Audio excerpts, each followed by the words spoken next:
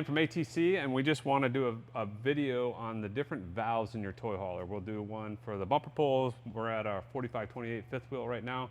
We just wanted to walk through all the different valves and what they do, how to turn them on, off, and just hopefully answer some questions that we frequently get asked through our customer support team. One of the valves that we like to talk about, and this would be an option. I don't think it's on every toy hauler, so you may or not have it. And people ask, well, why do I have a water spigot on the outside of it? But it's really a cool tool. You can hook up your hose, hook up your power washer, and you know, bring a power washer off, clean something out before you take it in the unit, or literally, because of ours don't have any wood in it, you can hook a hose to this and wash out the inside of your toy hauler and just clean it out. But this also, a lot of people like this, is it's a quick way because it's hooked to the pump. I can get all the water out of the tank if I need to get it out for a quick reason. So this is just a typical water spigot like you're on in your house, but it pulls it from the tanks of the toy hauler. Okay, so we're outside and we're gonna kind of look at the tank fill area and then walk behind it and see the different valves in there. This is my tank fill. You'll have a little valve here and it just says tank fill or city. So you'd still hook your hose up to here to either have city water pressure. City meaning I can hook my hose up. I don't have to run my pumps. It just is, I've got a hose pressure and I can run all my showers off of that. I don't have to have tanks full.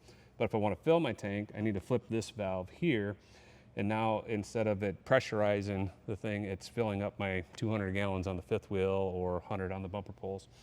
This is the sanitized line. We'll show you that later, but that's what happens out here.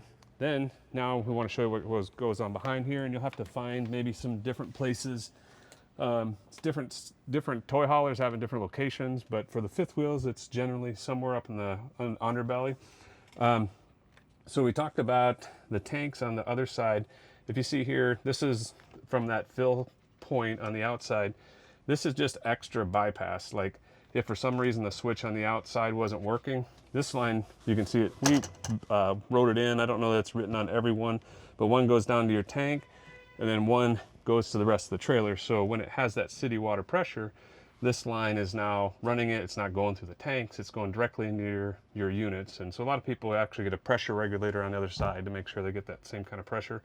That's just an aftermarket tool or product you can buy. But this would be if for some reason the switch on the outside isn't working, I can flip this bypass. Now it's allowing it to fill the tank. Or yeah, it's allowing, instead of it going to the city, it'll allow it to go into the fill and fill the tank. But you almost never use that unless something was broke on the outside.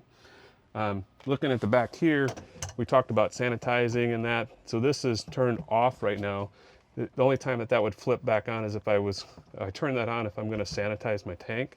So that's rarely ever used. And this here is water pumping out of the actual water tank itself.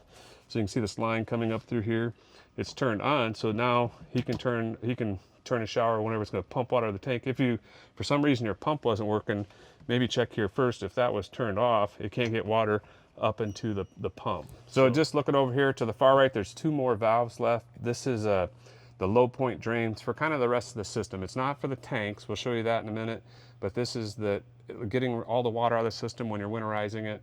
That would be in the shower, the toilet, all that stuff up there that's from higher up. It's just another low point drain. Okay, now we want to tell you the dump valves. And so basically all you do, we have the gray tank here, we have the black tank. You're going to see a sewer hose storage somewhere underneath, depends on the models.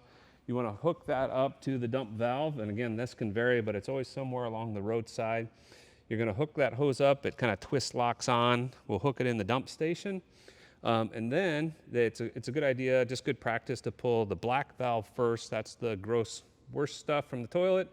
And then we will take the gray tank, and that'll help cleanse everything out, get it cleaner so your hose is hopefully a little bit cleaner than if you did the reverse.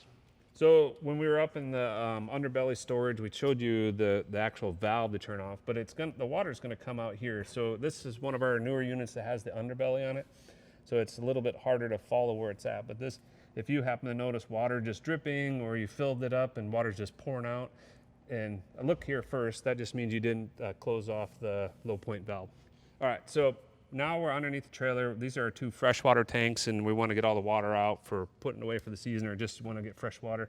This is the low point drain, so you just push that down. Again, like all the other valves, it's going to be in the straight line with the pipe. That'll empty the freshwater tank. There's another handle like that on the back tank, so you look for that. And then these blue tubes that are hanging out by the two tanks, that's for when you fill up the tank. If you overfill it, the water's going to start coming out of there. So you got two blue hoses, those are the overfills. The two drains, these are the low point drains for the freshwater tanks.